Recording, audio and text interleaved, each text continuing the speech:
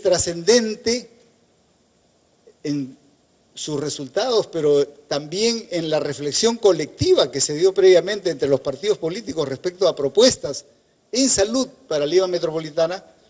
porque a partir de enero, efectivamente, asumirá un proceso de transferencia de no solo recursos financieros, sino además de hospitales, centros, puestos de salud, de recursos humanos, que hoy están en el Ministerio de Salud y que en el marco de la ley de descentralización serán transferidos a la Municipalidad de Lima Metropolitana. Eso es parte de este proceso sui generis que se viene dando y que es facilitador de procesos que, si no, podrían ser sumamente traumáticos, difíciles o a veces imposibles de ser realizados. Pero quiero decir también que parte de esa particularidad es el que yo sea ministro. Porque yo pertenezco a un partido que no es el partido de gobierno. Y es un partido que efectivamente participó en el proceso anterior de construcción, aunque particularmente estaba en una función más técnica en ese momento, y que luego, por una generosidad que ennoblece al señor presidente de la República, designó como primer ministro al presidente de mi partido. Y fue por esa vía que llegué a ser ministro de Salud del actual gobierno, pero premunido de toda una reflexión colectiva y una propuesta que hicimos nuestra inmediatamente y que tratamos de implementar y que es parte del proceso que hoy estamos haciendo, cuya continuidad es esta nueva reflexión y los acuerdos que hoy nos alcanzan en buena hora, que además se nutre con la reflexión de estos 2 días y las enseñanzas, las reflexiones, las recomendaciones que nuestros amigos que han tenido la amabilidad de presentar las experiencias y sus reflexiones nos han brindado. Por eso, a la vez que me he sentido obligado a hacer esta breve explicación para que se entienda un poco del proceso complejo político peruano, mi agradecimiento como ministro y en representación con toda seguridad de todos quienes han estado comprometidos en la organización de esta conferencia internacional, a la doctora María Soledad Barría, ex ministra de Salud de Chile, al doctor Rubén Suárez, representación de la Organización Panamericana de la Salud y especialista en los temas de economía y salud, al doctor Óscar Cetrángolo, que en representación de CEPAL ha tenido también una brillante intervención y expresión de temas que nos son sumamente importantes, al doctor Rafael Urriola, sin duda por las experiencias que en el caso chileno nos ha podido presentar,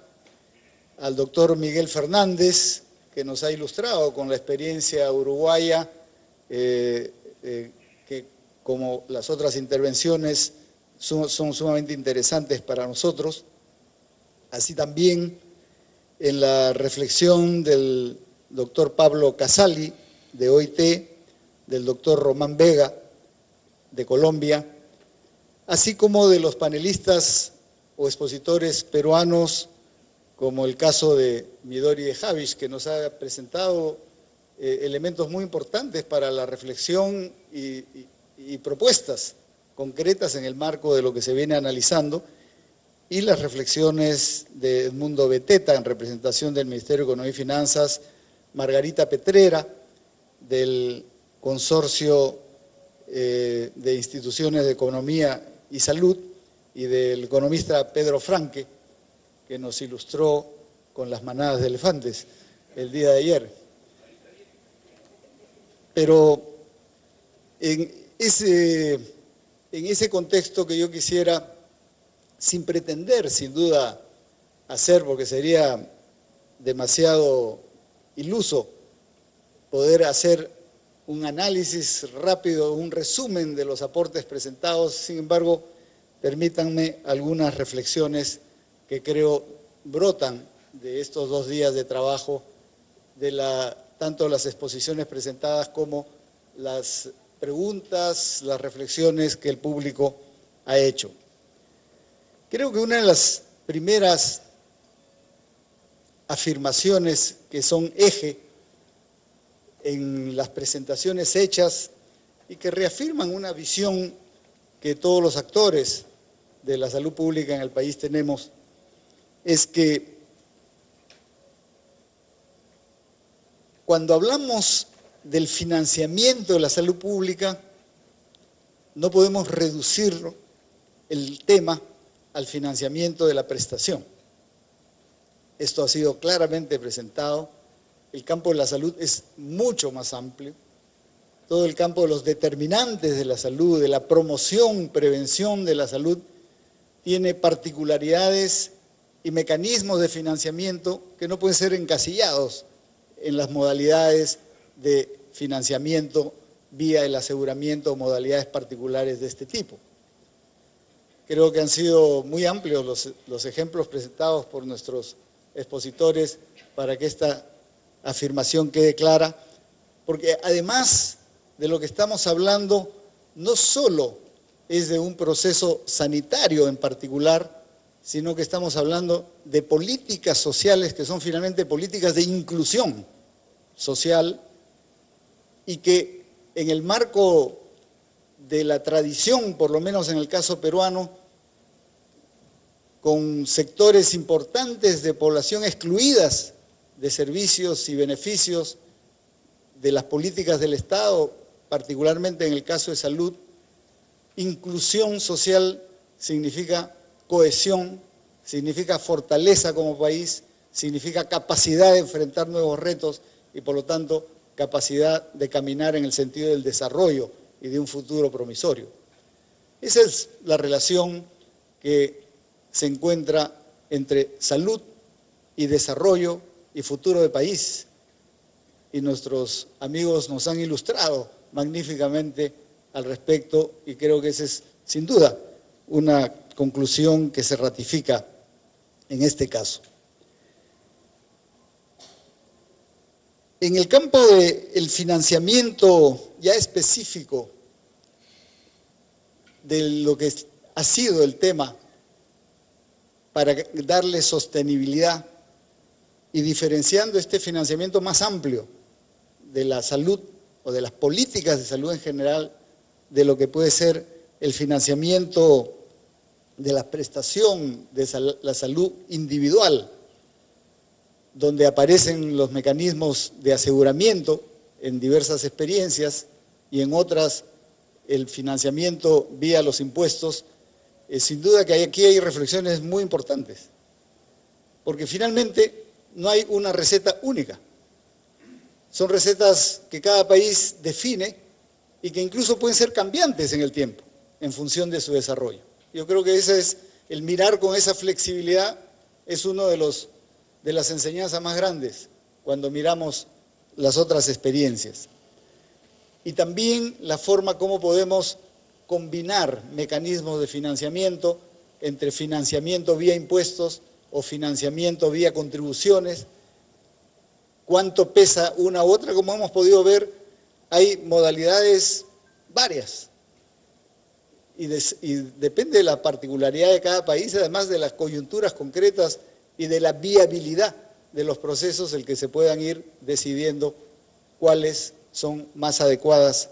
para el país en particular. Nosotros tenemos una necesidad de definir, y eso es lo que ha motivado esta iniciativa de una reflexión a través de esta conferencia internacional, para poder definir un marco legal más preciso, más allá de lo que ya tenemos en nuestro marco legal. Porque nuestro marco legal actual, que es la ley 29344, ha tratado este tema. ¿Cómo se financia el aseguramiento? Y define efectivamente estos tres mecanismos: contributivo, subsidiado y el semicontributivo. Pero cuando se trata de definir cómo financiar el subsidiado, que es el tema fundamental de garantía por parte del Estado para que el proceso camine y cómo garantizar, por lo tanto, la sostenibilidad de ese financiamiento. Nuestra ley dice en un artículo, que es la segunda disposición complementaria, el Ministerio de Economía y Finanzas transferirá los recursos que se defina en el marco de la política que aprueba el Ministerio de Salud, en la ejecución del proceso. Eso no es casual, eso fue una gran discusión. Y fue una discusión en el propio Consejo de Ministros. Porque la propuesta de nuestro Ministerio de Economía y Finanzas era al revés. ¿Será el Ministerio de Economía y Finanzas el que definirá las transferencias que se requieran para el proceso? No es un juego de palabras. Ahí está el punto que hoy queremos aclarar, dilucidar, y las experiencias de los países hermanos nos arrojan luces enormes. Porque esa es la tensión que sin duda aparece permanentemente. Y es también lo que se ha expresado ayer en el panel correspondiente, donde nuestro amigo Edmundo Beteta hizo reflexiones muy importantes al respecto. Finalmente, ¿dónde está la decisión sobre las políticas sociales y sobre el financiamiento? Y si eso se define en función de las necesidades de país definidas por la política general, o se define en el marco de las regulaciones económico-financieras dentro de una determinada modalidad de manejo financiero y de rigideces establecidas tradicionalmente. Ese es el tema que sin duda a la hora de entrarle al financiamiento público es lo que está en la base, digamos, de las tensiones, que luego no solo es sobre la decisión, sino finalmente cuál es el financiamiento concreto y a qué nos conduce, a qué dificultades nos conduce eso más adelante. Creo que lo que las experiencias presentadas por nuestros amigos expositores han permitido mostrar es un conjunto de reflexiones, de prácticas, de iniciativas que van a ser de muchísima utilidad. Creo que ahí la reflexión, producto de un trabajo técnico muy importante que hizo Midori, y que define que de las 4 variables, digamos, que pueden contribuir al financiamiento público y darle sostenibilidad y hacer realizable la ampliación del financiamiento, las 3 que señala ella como perfectamente viables, que es que en función de las condiciones macroeconómicas de país y de crecimiento previsto, una alternativa que permite, por lo tanto, una ventana de oportunidad para incrementar el financiamiento en salud, así como la reasignación de recursos en ese proceso de crecimiento a futuro, y el tema de la mejora de la eficiencia, que es un tema que fue tocado por varios de los expositores, en el manejo de los recursos existentes, que permita, por lo tanto, una mejor asignación de los recursos para salud. Es cierto, tenemos ahí una base bastante sólida para responder. Es factible, es viable el crecimiento del financiamiento, y lo que tenemos que definir entonces ya son los mecanismos más concretos, específicos, y lo que debería quedar en el marco de una nueva ley de financiamiento en salud para garantizar esa sostenibilidad a la cual se ha hecho referencia como fundamental, como necesaria para que estos procesos caminen. Nuestra ley señala también, y creo que las reflexiones y las enseñanzas que nos han traído los expositores son fundamentales, que todo sistema fragmentado y segmentado es ineficiente. Y con su más o con su menos, esa es la realidad de la cual partimos o hemos partido casi todos los países, por lo menos en América Latina. el Perú es un país con esas características. Y es por eso que nuestra visión del aseguramiento como propuesta para garantizar el derecho de los ciudadanos incorpora un elemento fundamental de reforma del sector. Y el sentido de la reforma es en transformar un sistema fragmentado y segmentado en un sistema nacional integrado con mayor coherencia y mayor eficiencia. Eso sin duda también va a tener particularidades de país, no va a ser igual a los procesos que ha tenido Chile, que ha tenido Colombia, que ha tenido o está teniendo Uruguay o cualquiera de nuestros países hermanos. Ese proceso de reforma, en el caso de la ley, tiene mecanismos que lo promueven y que tienden a un sistema integrado en primer lugar por la identificación de los usuarios del sistema único, integrado por sistemas de información compatibles entre los diferentes componentes del sistema, públicos y privados, pero además en función de normas técnicas, de guías de práctica clínica, por lo tanto, de una estandarización de procesos que es la autoridad sanitaria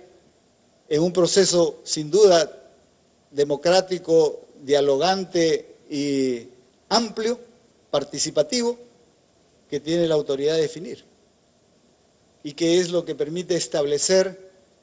que el derecho de los ciudadanos no es pequeño en unos casos y grande en otros, sino que es un derecho igual.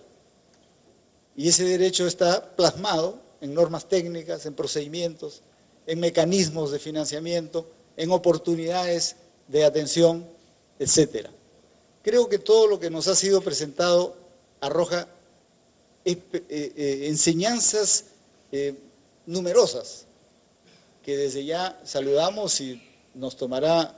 un tiempo analizarlas y seguramente procesarlas para proponerlas como parte del proceso peruano. Tenemos también ahí, por ejemplo, un tema que en el caso de Perú ha sido resuelto solo parcialmente, porque por lo menos en el caso uruguayo y en el caso colombiano está clara la opción ciudadana de escoger y de tener vía la libre elección al prestador.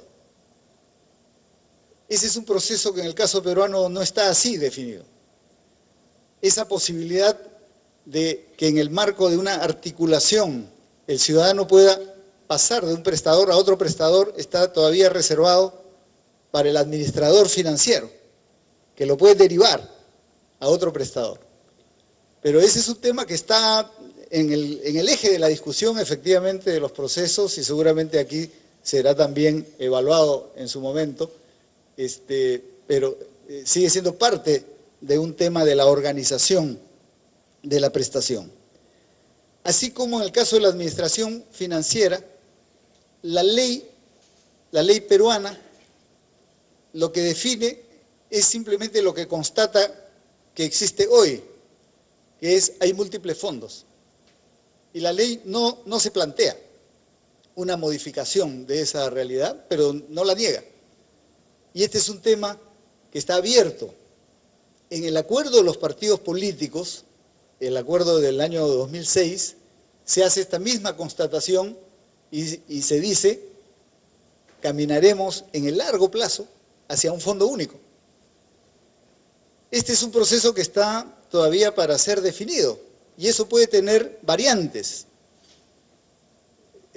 Chile tiene una alternativa, Uruguay ha definido en un determinado sentido, igual Colombia, pero es un tema que no puede ser soslayado, porque efectivamente hay razones para pensar que una administración financiera que articula fondos suele ser más eficiente que una multiplicidad de fondos con diversos criterios que pueden no ser los mismos y que terminan definiendo complejidades del sistema. Pero este es un tema de discusión y nos parece muy importante lo que ha sido planteado. Tenemos, por ejemplo, en ese camino la reflexión de que un camino intermedio podría ser caminar hacia un fondo público único. En el caso de el Fondo Seguridad Social y el Fondo Subsidiado, que es el Seguro Integral de Salud. Pero estas son las diversas alternativas que se abren, eso está en la reflexión, es parte de lo que tendrá que decidirse más adelante, no necesariamente en el proyecto de ley inmediato, pero sí creo que es un tema que ahora queda también claramente abierto para la reflexión, retomar esto, porque los partidos políticos hicieron una reflexión importante al respecto y creo que es importante retomarla. Pero igualmente es muy útil lo que nos ha sido presentado en el marco de otro aspecto de esta separación de funciones, porque si bien tenemos en la administración del financiamiento una función clara y en la prestación público-privada otra función clara con las diversas alternativas y variables que pueda tener, la supervisión del financiamiento, la supervisión de la prestación, en el caso peruano ha sido optado por la existencia de una superintendencia nacional. Esto es común con la experiencia chilena, con la experiencia colombiana. En el caso de Uruguay entendemos que hay una variante, porque es una función que está al interior de la administración pública, digamos así. Es una variante, es una alternativa, la función existe diferenciada, aunque tenga una organicidad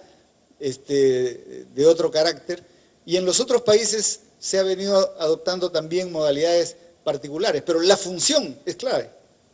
Una función de supervisión, de fiscalización, de vigilancia sobre la administración de los recursos, de vigilancia sobre la prestación, la calidad, la oportunidad de la prestación, que son en todas las experiencias los temas claves a ser garantizados en los procesos, obligan a una función de este tipo y esa función está en el marco legal peruano y sin duda podremos avanzar. Recién estamos recibiendo la propuesta del acuerdo de los partidos políticos, pero en una rápida revisión vemos que tienen sugerencias muy importantes respecto a la elegibilidad de los regímenes contributivo, subsidiado, semicontributivo,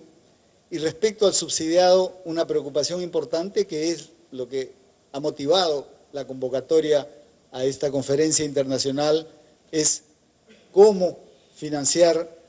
este aporte del Tesoro Público,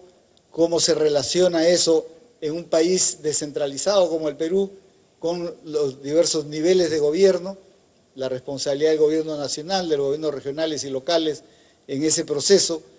la participación de las unidades ejecutoras, que ya en el campo de la administración pública es la unidad operativa financiera que define muchas de estos aspectos o de estas cuestiones en el marco del nivel de gobierno que le corresponda, así como cómo estimular esta alternativa del semicontributivo, que ese es un problema que para nosotros es central por las características de país que tenemos. El sector informal, sea organizado como microempresas o individualizado como productores o comerciantes informales individuales, es un problema, es un reto, porque cómo incorporarlos. Y en ese contexto, donde además, incluso en el sector formal, no todo el trabajo, para hablar de financiamiento contributivo, es a través de organización empresarial, institucional o de tipo colectivo, sino que hay trabajo individual. trabajo individual formal. Pero nuestra ley dice, como en algunas de las otras experiencias claramente, que el aseguramiento no solo es un derecho, sino además es una obligación de todos los ciudadanos y ciudadanas. Cómo ejercer esa obligatoriedad, cómo concretar esa obligatoriedad es parte de las reflexiones que nosotros venimos haciendo, porque ahí es donde puede debilitarse el proceso y cómo eso complementarse con otras alternativas que obliguen a todos los ciudadanos efectivamente a asumir esta responsabilidad para con su salud, la de sus familiares, pero además, porque esto es lo fundamental, para con la sociedad.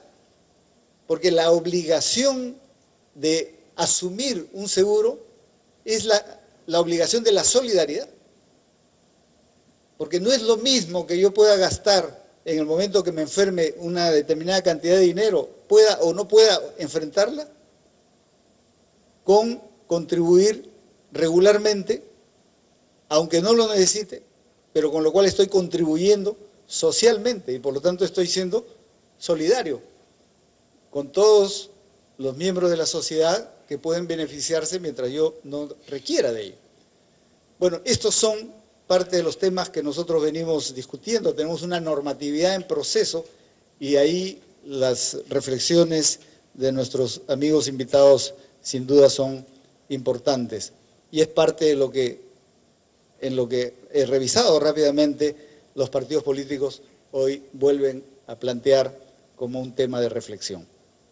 Discúlpenme la extensión, pero quería hacer una rápida revisión de los puntos que están en la preocupación del proceso peruano, pero que los encontramos sumamente conectados con las experiencias muy ricas y muy valiosas, además con las reflexiones, las propuestas de solución y la identificación también de los problemas que han surgido y que para nosotros son sumamente ilustrativos. Por todo ello, reiterando el agradecimiento a nuestros amigos invitados a esta conferencia internacional y agradeciendo a los partidos políticos, no solo por el documento que nos ha sido entregado ahora, sino por el gran esfuerzo colectivo que se viene haciendo y que sin duda es un ejemplo de lo que es posible construir a través de una voluntad política de resolver los problemas de manera conjunta, que es la única forma, evidentemente, de impulsar procesos importantes en el país. Por todo ello, reitero ese agradecimiento, pero reitero además el compromiso del Ministerio de Salud, el compromiso mío en particular como ministro, de seguir contribuyendo a que estas reflexiones y estos acuerdos puedan plasmarse en acciones concretas y poder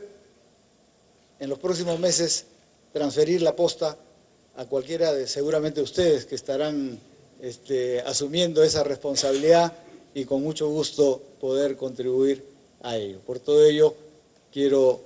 declarar clausurada esta primera conferencia internacional y reiterar nuestro agradecimiento a nuestros amigos aquí presentes. Muchas gracias.